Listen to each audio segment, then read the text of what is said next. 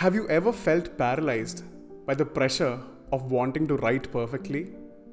You are not alone. Even great musicians like Beatles and great writers like Ernest Hemingway have faced it. In this video, we show you a technique called shitty first drafts that can massively reduce your writer's block and vastly improve your productivity as a writer. Discover how to sidestep the need for perfection and cultivate confidence in your writing. It's simpler than you think. Make sure you stick around till the end and I'll treat you to a special bonus. I'll show you a glimpse of one of the best singer-songwriters of our generation masterfully applying this technique to perfection. Hello, my name is Gautam. Along with my partner Aruna, we create videos that are about topics in the intersection of business, technology and education. We're also online course creators. Our work involves a lot of writing, and today I want to talk to you about a technique that has really worked well for us. Every writer knows the daunting feeling of starting a new piece. Doubts creep in, imposter syndrome looms large, and the sheer volume of work can be overwhelming. Ever looked back at your past work and felt it was all just a lucky streak? You are not alone. In fact, you are in very good company. Nearly all writers go through it, and today I want to talk about a particular one, Anne Lamott, an American novelist. She delved deep into these challenges faced by writers in her book on writing called Bird by Bird. For a detailed read, check the link included in the description. Some of the challenges that she spoke about were the perception of perfect writing. Anne Lamott mentioned that many people have the misconception that successful writers just sit down and produce immaculate first drafts. In reality, almost all good writing begins with terrible first efforts. Number 2, the pressure of writing. She describes the immense pressure she feels when starting a new piece, often feeling overwhelmed and unsure of where to begin. Number 3, the inner critic. Lamott talks about the negative voices in her head that tell her she's not good enough, her writing is terrible, and that she's not a real writer. Number 4, the challenge of starting. One of the most significant challenges she discusses is about simply getting started. She emphasizes the importance of allowing oneself to write bad drafts without judgment as a means to just get the words flowing. Number 5, the fear of being exposed. Lamott talks about the vulnerability of putting one's thoughts and feelings on paper, fearing that others will see her true self. To address and overcome these challenges, Lamott came up with the idea of shitty first drafts. It's a very simple technique to put into practice. Step 1. Set a timer for 45 minutes. Step 2. Grab a pen and paper or open a fresh document on your device. Step 3. Write. Let the words flow, even if they're imperfect or nonsensical. While you're doing this, make sure you don't rewrite any of the sentences. Just keep writing. Don't go back and correct anything you wrote. Just keep writing. Remember, this draft is for your eyes only. No judgments here. That's it.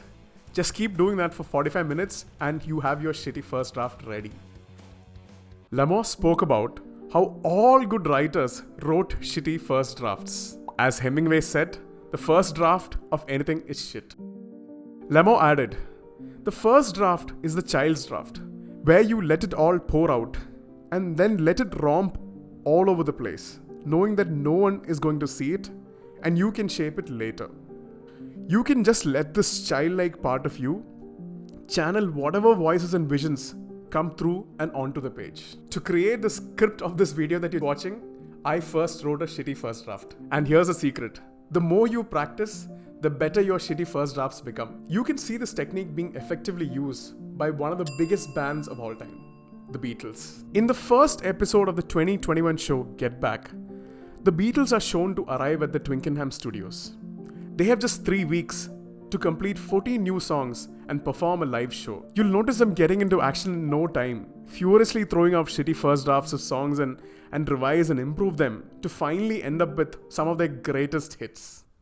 None of us has had the idea of what the show's going to be. We're talking about 14 songs we hope to get. I've got a feeling. How many have we already recorded good enough? No.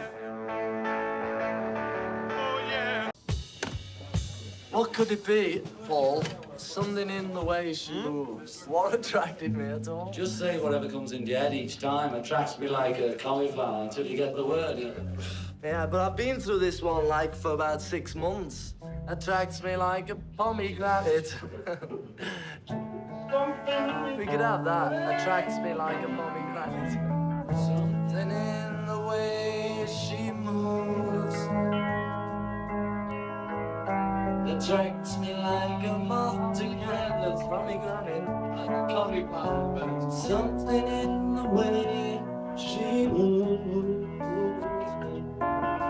Don't wanna leave now. No, I believe how.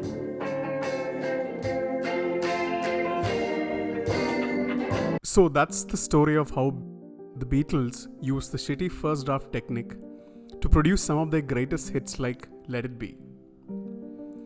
Now let's talk about some of the benefits the technique of shitty first drafts will offer you. You'll notice your anxiety around writing really drop if you use the shitty first draft technique very effectively. You'll experience a sense of relief, feel empowered, and feel very confident. You'll notice a joy coming back to your writing routine. You'll notice how you're finishing more writing projects and actually publishing them.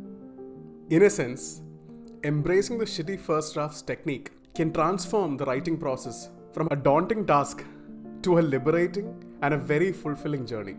It encourages writers to focus on progress over perfection and to trust their own ability to improve and refine their own work over time. We can all thank Anne Lamott for it. Now, let me show you the bonus section that I promised earlier that I'm very excited about. Observe John Mayer in action, one of the pros at work when it comes to using shitty first drafts.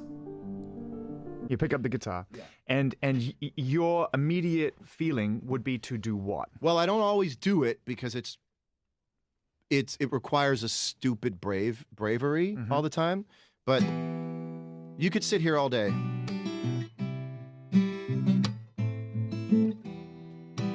You can go, okay, maybe that's something. But if you don't go, sunlight's beating on the corners of the walls, and I'm a Mr. Know-It-All. Heaven calls, get yourself right now. If you're not Ouija boarding immediately, you're wasting time. Notice how he effortlessly throws ideas, refining them as he goes. That's the power of mastering this technique. Yes, you just go into, wanna work it out, get on, and just stare at the corner of the wall. Stare at the corner of the wall, try to get it going on, but I can't call out. You just keep going till you get something. And maybe I'm a little bit shy, maybe someday I'll tell you why. Because I don't know. I mean, it's all stuff, but you gotta keep forcing it. Go get it from the universe. You can't rehearse. You're on stage now, and everybody's listening to thoughts coming out of my mind. But I won't be scared, 'cause I do it for a living. It's not a taking, it's a giving. Tell me why. Do you still wanna hear me sing? Doesn't matter. And if you can get fearless. Unafraid. It's hard to do. Remember, shitty first draft isn't just exclusive to writers.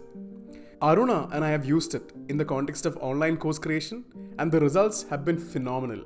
We hope this video inspires you to embrace this technique and share your stories with the world. If this video resonated with you, hit the like button, share your story as a comment, and subscribe to our channel for more videos at the crossroads of education, technology, and business.